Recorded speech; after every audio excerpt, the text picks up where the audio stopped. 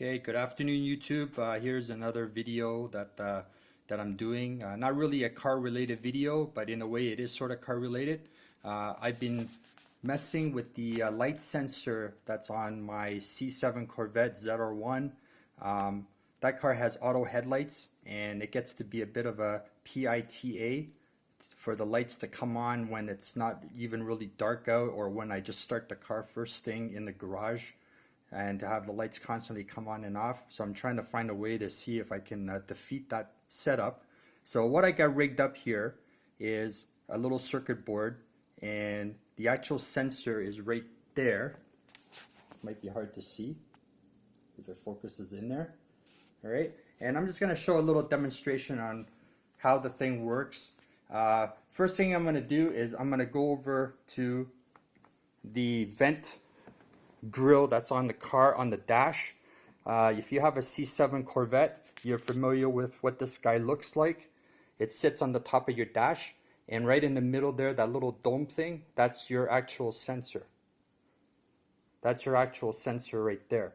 So what I did was I bought another sensor, and that's the one that I've been messing with. And in a second, I'll take that sensor out of the grill and I'll show you basically what it looks like when you take it out.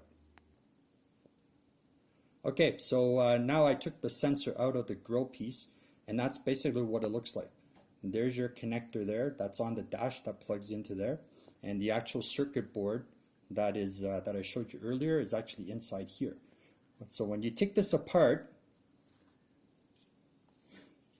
this is the new one that I bought, and the bottom of it comes apart, and then you can actually take the circuit board out, and again the circuit board is right there. So basically, when it's in the car, this is how it looks like when it's sitting in the car. All right, so we're going to do a little demonstration here with the circuit board. So first thing I want to do is I have a 9-volt battery right here. Just going to turn this guy on, and we'll just quickly check the voltage of this battery, and it should be around 9 volts. So it shows 8.97, so that's pretty well close to 9 volts. So we know this battery is good. All right, so now what I'm going to do, I'm going to plug it into my circuit board here.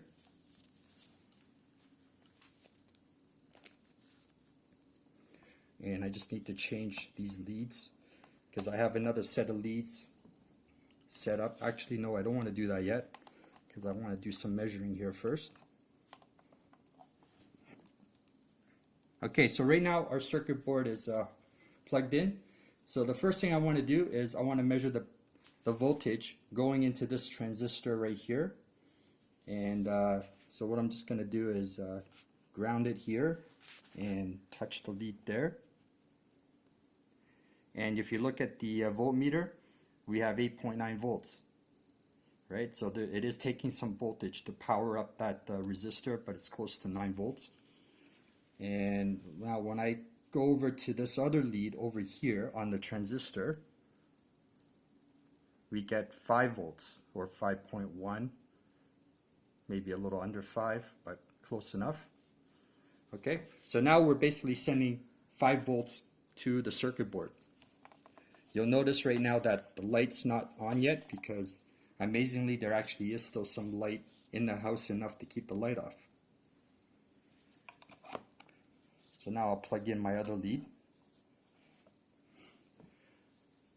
Okay, and as of right now, when you look at the voltmeter, we're measuring the power after the circuit board, and the voltage there is 1.78 volts, so it's almost 1.8.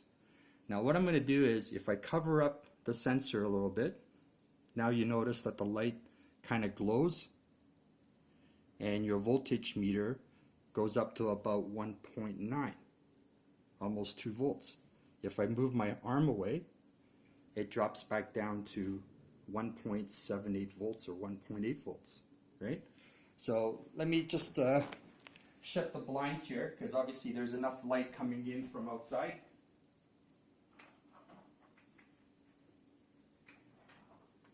So now if I shut the blinds, you notice that the light is on, because it's darker in the house.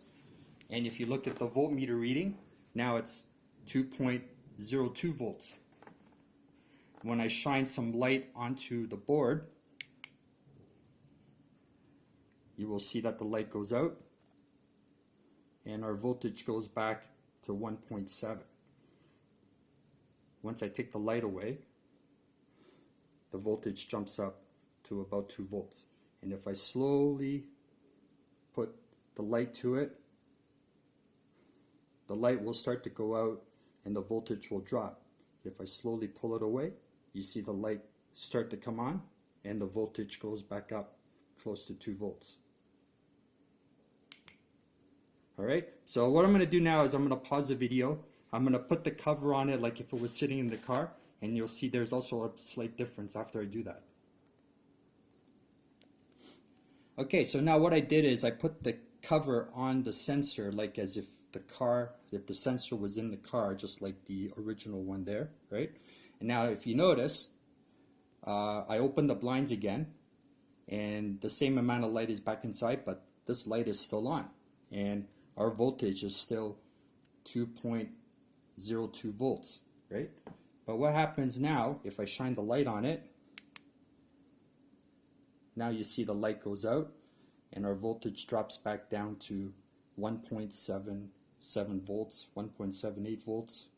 But as I slowly, basically barely pull in the light away, the light will come back on and we're back up to the 2 volts. So obviously this tinted cover that GM puts in obviously does affect how much light the sensor gets. So that's why I'm still continuing to experiment with it and see what I can do to try to eliminate the auto headlights. Inside the original sensor also, I forgot to mention, but I'll mention it now, is the circuit board is also inside this little weird silicone dome thing. So the upper part of the circuit board actually sits inside this little cutaway here, and you can see there's the imprint of the little dome light thing, which is right there, right? So there's also this little extra thing in the sensor that blocks more light from GM stock. So what I've been doing is, shortly before I put the car away, after I was able to open up the sensor, I actually removed this silicone thing and I was running it in the car without this, with just the sensor on, and it does make a difference as to how long the lights stay off and when they will come on. So I'm kind of getting there, but there's still other things I gotta check, and if I figure out a way, I'll let you guys know, and that'll be that. So alright, so that'll be it for that, and thank you for the video, watching the video, and keep an eye out for any more updates on this little situation I have with the Corvette. Thank you and goodbye.